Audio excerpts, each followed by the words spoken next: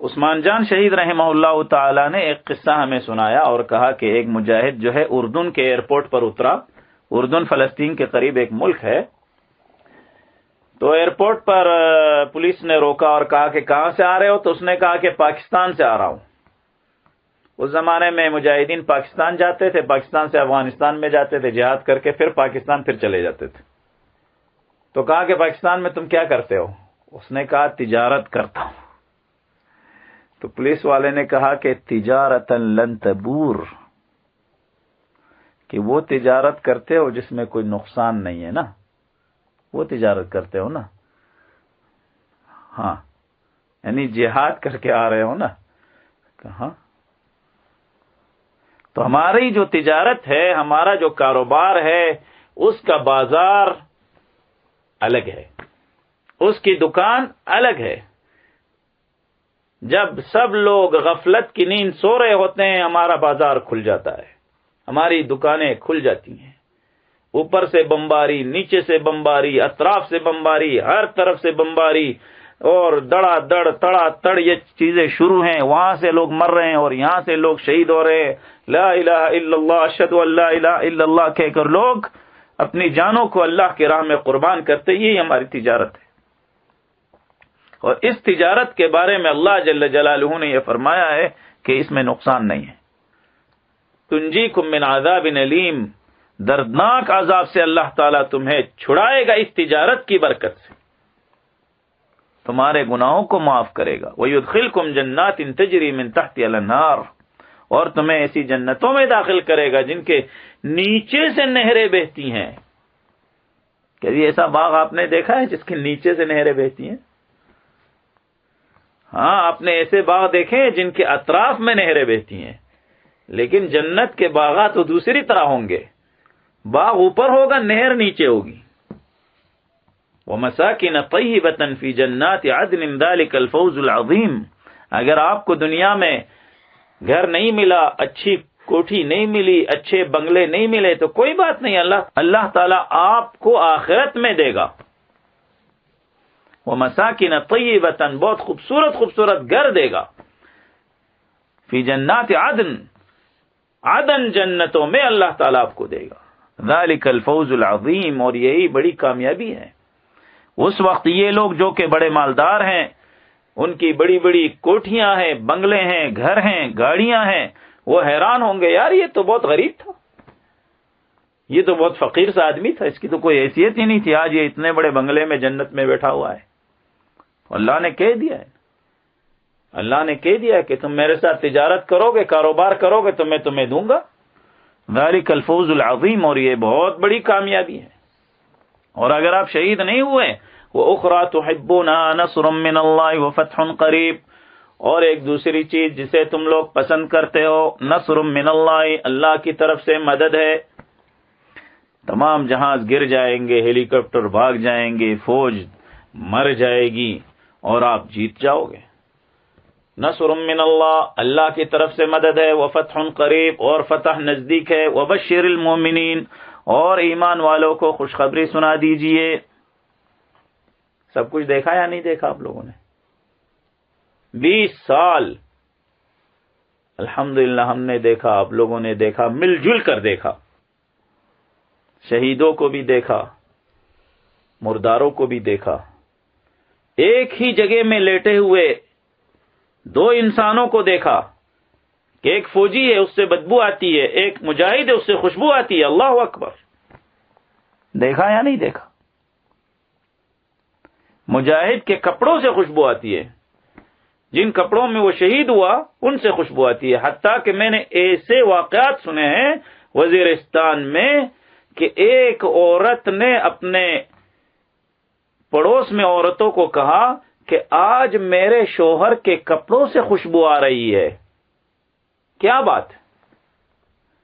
تو بعد میں لوگوں نے مخابرے پر وائرلیس کے ذریعے رابطے کیے تو پتا چلا کہ اس کا شوہر جو ہے 2-3 دن پہلے شہید ہو چکا ہے. وہ میدان میں شہید ہوا ہے، وزیرستان کی بات ہے، یہ پاکستانی فوج کے خلاف شہید ہوا ہے، جس کے بارے میں بعض لوگوں کو یہ شبہ ہے کہ یہ اسلام کی خدمت کرتے ہیں اس فوج کے خلاف شہید ہونے والے شخص کا یہ واقعہ ہے کہ اس کی بیوی نے اپنی پڑوس میں عورتوں کو کہا کہ پتہ نہیں عجیب بات ہے، میرے شوہر کے کپڑوں سے خوشبو آ رہی ہے۔ عورتوں نے بھی آ کر دیکھا خوشبو آ رہی ہے، پھر مرد حضرات کے ذریعے رابطہ کروایا گیا تو پتہ چلا کہ 2-4 دن ہو گئے اس کا شوہر جو ہے پاکستانی فوج کے خلاف الحمدللہ لڑتے ہوئے شہید ہوا ہے۔ تو بات یہ ہے کہ ہمارے جو مہاجرین ہیں اور انصار ہیں انہیں پریشان ہونے کی ضرورت نہیں ہے۔ ہماری تجارت، ہمارا کاروبار اللہ کے ساتھ ہے، اور اللہ حساب و کتاب کو زبردست انداز میں جانتا ہے، کوئی غلطی اس کے پاس نہیں ہے۔ ایسا نہیں ہے کہ آپ نے کام زیادہ کیا اور آپ کو تھوڑی مزدوری ملے گی۔ یہ تو دنیا میں ہوتا ہے نا، دکاندار کہتے ہیں یار میں تو بھول گیا تھا کہ آپ نے کام کیا آج، یعنی تجارت لن تبور، اس تجارت میں کوئی نقصان نہیں ہے۔ اگر آپ زندہ رہتے ہیں وَأُخْرَى تُحِبُّونَهَا نَصْرٌ مِّنَ اللَّهِ وَفَتْحٌ قَرِيبٌ، تو اللہ تعالیٰ آپ کو کابل فتح ہوتے ہوئے دکھاتا ہے، اسلام آباد فتح ہوتے ہوئے بھی دکھائے گا انشاءاللہ، کوئی سی عجیب بات نہیں ہے۔ کابل میں جو تھے وہ امریکہ تھا، یعنی پاکستانی فوج کا باپ۔ جب باپ بھاگ گیا ہے تو بچے تو ویسے بھی بھاگ جائیں گے انشاءاللہ۔ انشاءاللہ یہ سب کچھ ہم دیکھیں گے۔ اللہ تعالیٰ نے قرآن کریم میں عجیب باتیں کی ہیں، لیکن لوگ پڑھتے نہیں ہیں نا قرآن کو۔ آپ جہاد کرتے ہوئے غازی بنے ہیں تو بھی آپ بہت بڑے آدمی ہیں، آپ جہاد کرتے ہوئے شہید بنے ہیں تو بھی آپ بہت بڑے آدمی ہیں، آپ کامیاب ہیں۔ آپ اگر یہ سمجھتے ہیں کہ اتنی ساری جنگوں میں رہا، 20 سال سے جہاد کے میدان میں رہا، ڈرون ادھر سے ادھر سے مارتے رہے پھر بھی میں شہید نہیں ہوا، تو یہ کوئی بدبختی کی علامت تو نہیں ہے۔